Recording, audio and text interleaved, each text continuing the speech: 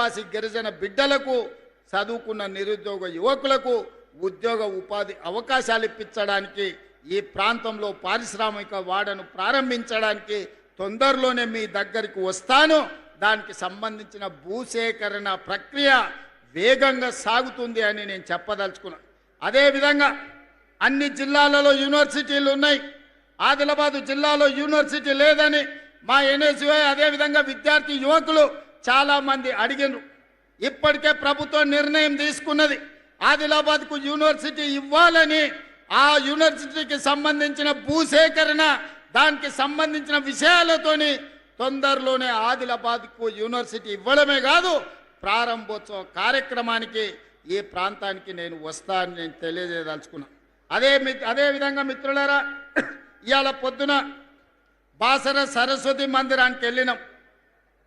తెలంగాణనే కాదు దేశం నలుమూలల నుంచి చిన్నపిల్లలకు అక్షరాభ్యాసం చేయించడానికి ఆ తల్లిదండ్రులు సుదూర ప్రాంతాల నుంచి ఇక్కడికి వస్తుంటారు. ఆ మందిరం విస్తరించాల్సిన అవసరం ఉన్నది. మందిర ప్రాంతంలో మౌలిక వసతులను పెంచాల్సిన అవసరం ఉన్నది. ఈరోజు నా మనవడి ఈరోజు అక్షరాభ్యాసం కూడా మీ జిల్లా బాసరలో సరస్వతి ఆలయంలో ఈరోజు ఉదయం అక్షరాభ్యాసం చేయించి ఈ ఆదిలాబాదు ప్రాంతానికి ఉన్న ఒక పవిత్రతను ప్రజలందరికీ తెలియజేసే విధంగా ఒక ప్రయత్నం చేసినాం.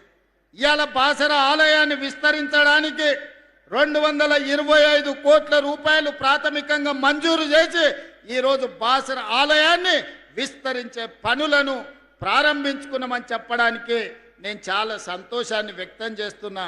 ఇంకా బాసర ఆలయాన్ని విస్తరించడానికి ఇంకేమైనా అదనంగా నిధులు అవసరమైతే కూడా ఆ నిధులనిచ్చి దేశంలోనే బాసర సరస్వతి ఆలయం ఒక గొప్ప ఆలయంగా తీర్చిదిద్దడానికి ఈనాడు మన ప్రభుత్వం కట్టుబడి ఉన్నది.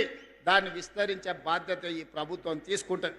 అదేవిధంగా పెద్దలు ప్రేమ్ సాగర్ రావు గారు సత్యనారాయణ స్వామి మందిరం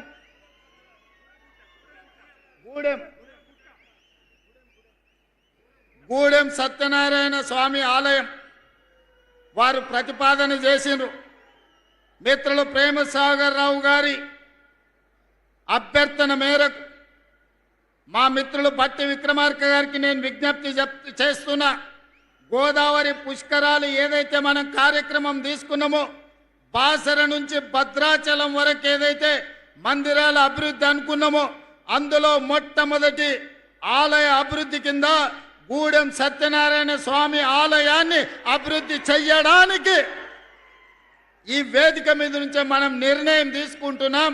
తక్షణమే అధికారులను కలెక్టర్లను ఆ ప్రాంతం పర్యటించి దాన్ని మొత్తం అంచనాలు సిద్ధం చేయండి. ఈ మందిరాన్ని అభివృద్ధి చేయడానికి కూడా నిధులు మంజూరు చేస్తామని చెప్పి నేను ఈ వేదిక మీద నుంచి నేను చెప్పదలుచుకున్నా.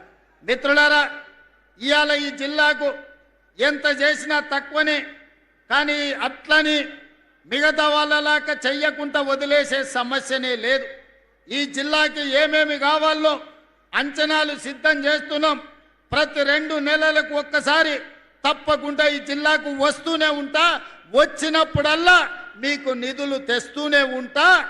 ఆనాడు కొట్లాట కోసం ఒక స్ఫూర్తి కోసం